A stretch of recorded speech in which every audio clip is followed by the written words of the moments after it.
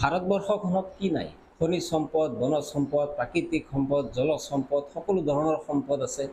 ৱৰ্কফ'ৰ্চ আছে, 140 কোটিৰ ওপৰত জনসাধাৰণ ইয়াত আছে। আৰু ইয়াৰ যুৱ প্ৰজন্মই, যি কৰ্মঠ যুৱ প্ৰজন্ম আছে, তেওঁলোকে অকল ভাৰততে নহয় পৃথিৱীৰ বিভিন্ন দেশত গৈ কাম কৰি আছে। এনে ক্ষেত্ৰত ভাৰতবৰ্ষত কক্ৰোচ জনতা পাৰ্টিৰ প্ৰভাৱটো কিয় হ'ল? 20 লাখ 22 লাখকৈ ল'ৰা ছোৱালী যেতিয়া পৰীক্ষাত বহিব আৰু সেই পৰীক্ষা সুকলমে অনুষ্ঠিত নহ'ব, একাধিক ল'ৰা ছোৱালীয়ে তাত আত্মহত্যাৰ পথ অনুসৰণ কৰিব লগা হ'ব, নিজৰ প্ৰাণ বলি দিব লগা হ'ব। তেনে ক্ষেত্ৰত কক্ৰোচ জনতা পাৰ্টিৰ প্ৰয়োজন কিয় নহ'ব? পৃথিৱীৰ আটাইতকৈ সংস্কাৰী, পৃথিৱীৰ আটাইতকৈ পুৰণি সভ্যতাৰ অধিকাৰী ভাৰতবৰ্ষখনত যেতিয়া নিৰ্বাচনৰ সময়ত কোৱা কথাবিলাক নেতাসকলে পৰৱৰ্তী সময়ত পালন নকৰিব, বিপৰীতকৈ কাম কৰিব, তেনে ক্ষেত্ৰত কক্ৰোচ জনতা পাৰ্টিৰ নিচিনা এটা পাৰ্টিৰ প্ৰয়োজন কিয় নহ'ব? লাখ লাখ কোটি কোটি টকাৰ প্ৰচাৰ অনুষ্ঠিত কৰি কোনো ৰাজনৈতিক দলে ক্ষমতালৈ আহিব, সংবিধানৰ শপত গ্ৰহণ কৰিব যে দেশৰ সাৰ্বভৌমত্ব আমি অক্ষুণ্ণ ৰাখি দেশৰ সকলো জনসাধাৰণক সমমৰ্যাদা দি আমি শাসন চলাম। আৰু এই শপত বাক্য পাঠ কৰাৰ দুদিন পিছৰে পৰাই ধৰ্মীয় বিদ্বেষ আৰম্ভ কৰিব।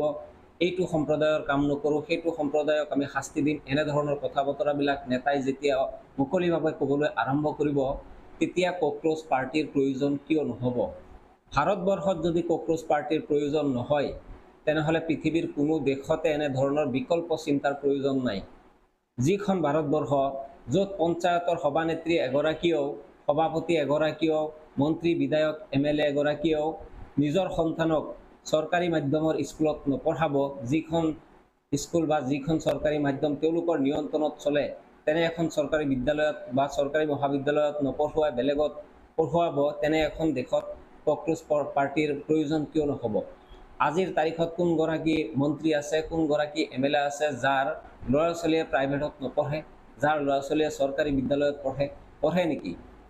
দুদিন পিছে পিছে কেন্দ্ৰীয় মন্ত্ৰীবিলাকৰ শাসক বিৰোধী যিয়ে হওক, সকলো ধৰণৰ নেতাৰ ল'ৰা ছোৱালীবিলাক বাহিৰত পঢ়ে, বিভিন্ন ধৰণৰ কোটি কোটি টকীয়া, লাখ লাখ টকীয়া ব্যয়বহুল ইউনিভাৰ্চিটিত তেওঁলোকে পঢ়ে। তেনে এখন দেশত কক্ৰোচ জনতা পাৰ্টিৰ দৰে বিকল্প চিন্তাৰ প্ৰয়োজন কিয় নহ'ব?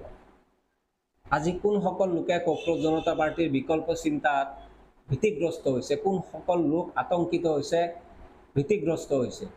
সেইসকল লোক যিসকলৰ ল'ৰা ছোৱালী বিদেশত পঢ়ে, যিসকলৰ ল'ৰা ছোৱালী চৰকাৰী সলনি প্ৰাইভেটত পঢ়ে, যিসকলৰ ল'ৰা ছোৱালী বাহিৰত সংস্থাপিত কৰিব, যিসকলৰ ল'ৰা ছোৱালীক লৈ তেওঁলোক চিন্তিত কোটি কোটি টকা খৰচ কৰিব পাৰিব, তেওঁলোকহে আজিৰ তাৰিখত কক্ৰোচ জনতা পাৰ্টিক লৈ সন্ত্ৰস্ত হৈছে, ভীতিগ্ৰস্ত হৈছে। সেয়া নেতাই হওক, ৰাজনৈতিক নেতাই হওক বা অন্য যি বুদ্ধিজীৱী আছে, তথাকথিত সাংবাদিক আছে, সেই সাংবাদিকসকল, কিছুমান তথাকথিত বুদ্ধিজীৱী, তেওঁলোক ভীতিগ্ৰস্ত হৈছে।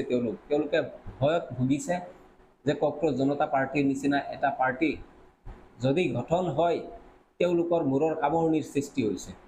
আমি কম, হয়, কক্ৰোচ জনতা পাৰ্টিৰ কোনো প্ৰয়োজন নাই।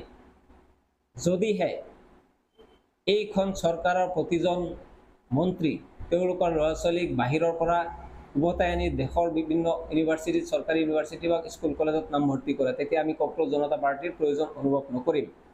যেতিয়াই দেশত বা ৰাজ্যত কোনো ধৰণৰ সমস্যাৰ সন্মুখীন হয়, সেইবিলাকক লৈ এই আপত্তি কৰা লোকসকলে যদি মাত মাতে, তেতিয়া আমি সেই বিকল্প চিন্তাৰ প্ৰয়োজন বোধ নকৰিম। সংবিধানৰ নামত শপত বাক্য পাঠ কৰা ৰাজনৈতিক নেতাসকলে যেতিয়া অসাংবিধানিক মন্তব্য কৰিব, তেতিয়া এতিয়া কক্ৰোচ পাৰ্টিক আপত্তি কৰা লোকসকলে যদি বিৰোধিতা কৰে, নেতাক সমালোচনা কৰে, তেতিয়াহ'লে আমি কক্ৰোচ পাৰ্টিৰ দৰে বিকল্প চিন্তাৰ প্ৰয়োজন বোধ নকৰিম। অন্যথা এইখন দেশতেই, হয়, এইখন ভাৰতবৰ্ষতেই কক্ৰোচ জনতা পাৰ্টিয়ে হওক বা বিকল্প চিন্তা হওক, তাৰ প্ৰয়োজন আহি পৰিছে। আৰু তেনে সময় উপযোগী চিন্তা কৰাৰ, চৰ্চা কৰাৰ, আলোচনা কৰাৰ এয়াই হৈছে সময়। হিমন্ত বিশ্ব শৰ্মাৰ কিতাপৰ ভাষাৰে ক'ব গ'লে সমাগত সময়।